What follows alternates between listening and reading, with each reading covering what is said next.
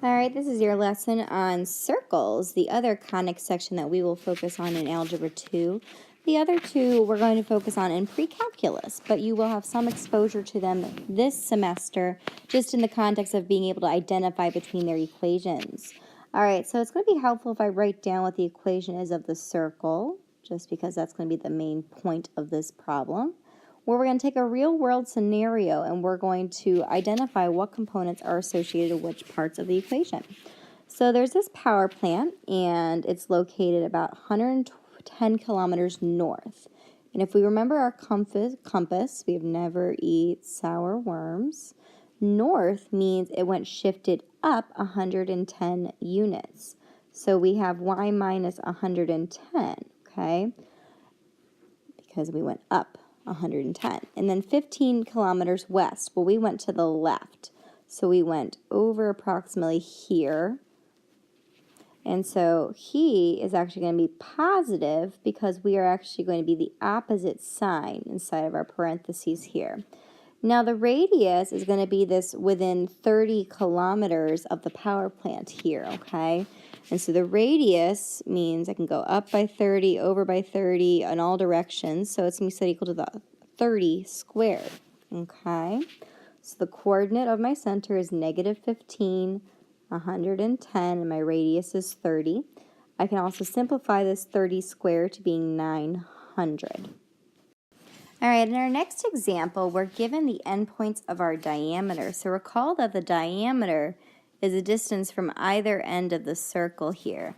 So the length of the whole diameter is double the length of the radius, okay? And so we're going to need to remember some of our previous knowledge in geometry. And so we actually can use a couple things. We can use the distance formula as well as the midpoint formula to identify what's halfway between these two coordinates. Well, halfway between these two coordinates is going to be our center coordinate, HK. Okay, so on your formula sheet, you also have this the formula. So what we're going to do is we're going to look at the difference between 5 and negative 2. Okay. And so we're going to take 5 and we are going to add negative 2 to him. So 5 plus negative 2. And then we're going to cut that in half. And we're also going to do the same for our y coordinates of 4 plus negative 6 and cut that in half. So that tells me that the center is actually located at 3 halves and at negative 1. Because 4 plus negative 6 is negative 2. And negative 2 divided by 2 is negative 1. So here is one piece to my equation of the circle, the center. The next piece is finding the distance, okay? Now, if we want to, we can just actually find the distance of the radius itself using our coordinate for the center as well as one of our coordinates. Let's just use, let's use 5, 4. Okay, so the distance formula, okay? This is actually derived from our equation of a circle, if you did not notice the pattern here, because it's just equal, instead of radius squared, it's just squaring both sides, or square rooting both sides, okay? So I'm rewriting my formula, and then once again, this formula is available to you on your formula sheet here. All right, so my first x coordinate that I'm going to use, let's just use our x2 and our y2 of 5, 4, okay? Therefore, my x1 will be 3 halves, and my y1 will be negative 1, so this becomes a plus 1, okay? And so now it just becomes a point where I just have to simplify my radicals here. So this is going to become 5 squared, and this quantity here is going to become 7 halves squared, okay? All right, so once again, I'm going to keep going here. And so this total here becomes 49 fourths plus 25. If we get a common denominator, this together becomes 149 over 4. And this is equal to our radius. Remember that. And our total equation is equal to the radius squared. So if I just square both of these sides, I just get the fact that radius squared is 149 over 4. So then, now I can just easily write my equation. So we have x minus h squared plus y minus k squared equals radius squared.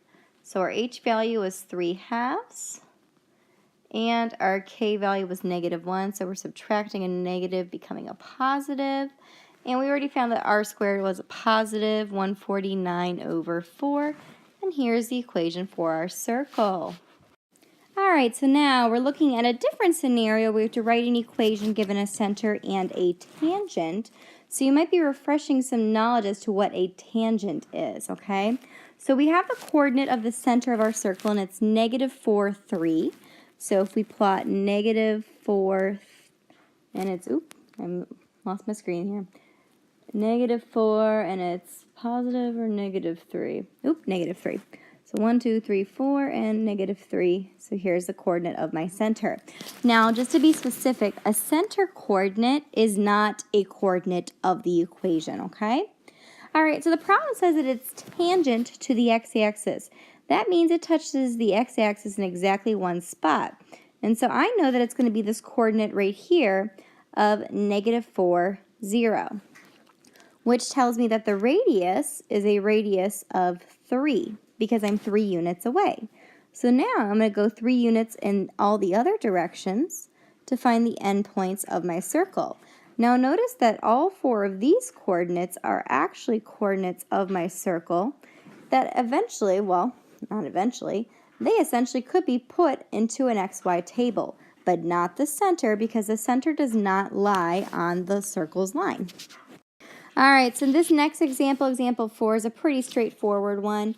It's pretty clear that what's really happening here is the fact that I'm actually not subtracting anything inside my parentheses, so therefore my center coordinate is 0, 0.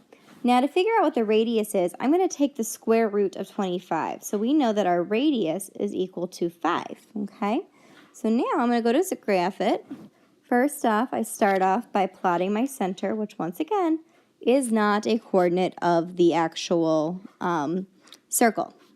So now I go 5 units in all directions. I went to the right, and now I go to the left. 1, 2, 3, 4, just making sure. 1, 2, 3, 4, up 5, and then we go down 5, okay? Now, bear with me. It's on my iPad. Trying my best to graph this here. And here's my circle here. Woohoo! All right. Fun fact, you can still do domain and range. Hopefully you remember doing this. Maybe actually leaving a smiley face with your Algebra 1 teacher. Notice that on the x-axis, I am between the values of the endpoints of my circle. So I am between negative 5 and positive 5 here.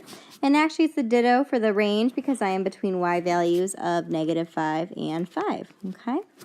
All right, so now let's take a look at our very last example here. And notice that this equation is not in center radius form. So we actually need to put it into center radius form. And we're going to do everyone's favorite, completing the square. But it's okay, I'll make it cute, I promise. So, first things first, we need to move the 5 to the other side by adding him. The other thing I want to do is I like to create my buddies. So I'm going to pair together my x buddies. So we have x squared, and we have negative 4x. And then we have a y squared paired with my 8y. And then on the other side of my equation, I have my 5 that I had added over there. Now, I'm going to complete the square for both my x as well as my y. And what I do to one side, I must also do to the other side of my equations. Now recall that the whole purpose of completing the square is to create perfect square trinomials.